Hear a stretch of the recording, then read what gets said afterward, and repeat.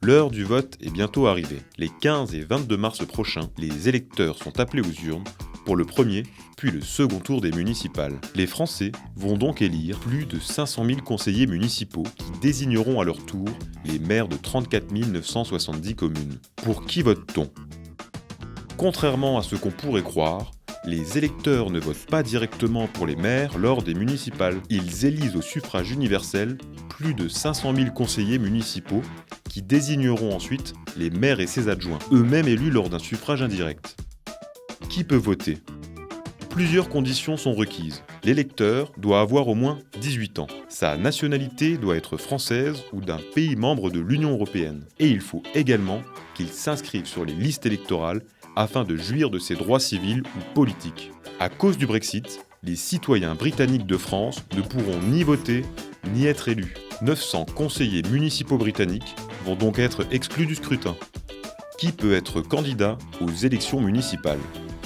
5 conditions doivent être réunies pour être éligible en tant que conseiller municipal. Être de nationalité française ou ressortissant d'un État de l'UE, avoir 18 ans révolus au jour du scrutin, avoir satisfait aux obligations militaires, être électeur sur les listes électorales de la commune visée au 1er janvier 2020, ainsi qu'être candidat dans une seule commune.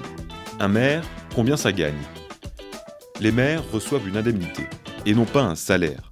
Celle-ci dépend du nombre d'habitants dans la commune.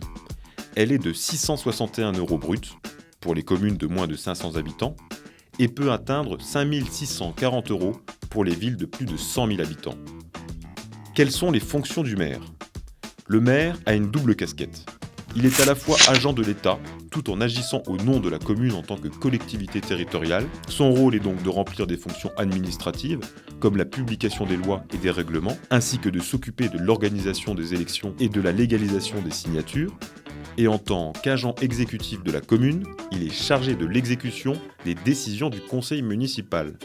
On peut donc dire qu'il agit sous son contrôle. En plus de représenter la commune en justice, il prépare le budget et gère le patrimoine communal. Il est donc chargé de maintenir l'ordre public, c'est-à-dire le bon ordre de la ville, la sûreté, la sécurité et la salubrité publique.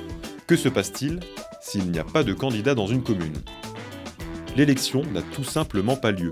Selon le Code général des collectivités territoriales, en l'absence d'un conseil municipal, une délégation spéciale se doit de remplir les fonctions d'un maire. Celle-ci est composée de 3 membres dans les communes de moins de 35 000 habitants et jusqu'à 7 membres dans les autres communes. Une délégation qui est nommée par le préfet et qui devra élire son président ou à défaut le vice-président qui remplit les fonctions de maire.